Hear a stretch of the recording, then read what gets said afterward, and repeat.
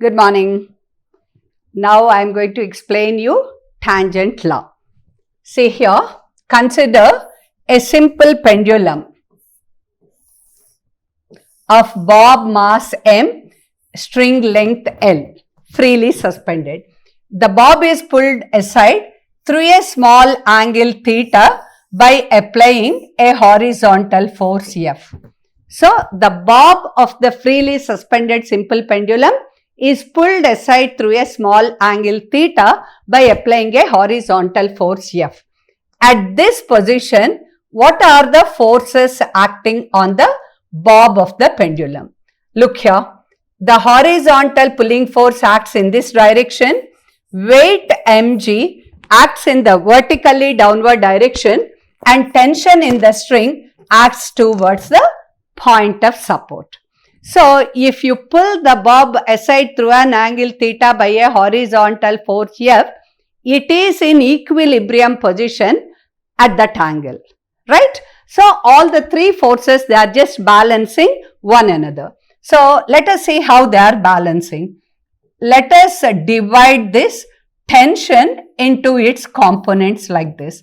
If this is theta, as this is alternate angle, this becomes theta. So, the component of tension along its adjacent side, it becomes T cos theta.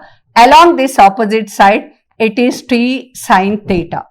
From this diagram, if you rewrite that, see here, this mg is acting in the downward direction, F is acting in the horizontal direction, and this is T cos theta, tension component, and this is T sin theta. Very obviously from that, as that bob is in equilibrium, T sin theta is balancing F, T cos theta is balancing mg. So, T sin theta is equal to F and T cos theta is equal to mg. If you divide those two, simply you will be getting T and T gets cancelled. Tan theta is equal to F by mg, or horizontal force required to pull the bob of the pendulum aside through an angle theta is given by F is equal to mg tan theta. This is 1. Now, we are going to apply Lami's theorem or triangle law of vectors here. It's very interesting. Suppose, see, let me change the color so that you can see it properly. Which color shall we go for? Orange. Okay. Now, look here. So, let us complete this one. Okay. This is length L. This is the horizontal displacement. Up to this, let it be y. So, the three vectors simultaneously acting on the bob are mg, this is F, and this is T along the length. See here, from triangle law of vectors, those three vectors simultaneously acting on that point, keeping that point in equilibrium, are represented by the three sides of the triangle A, B, C. See here, F is represented by this horizon X, right? Mg is represented by Y.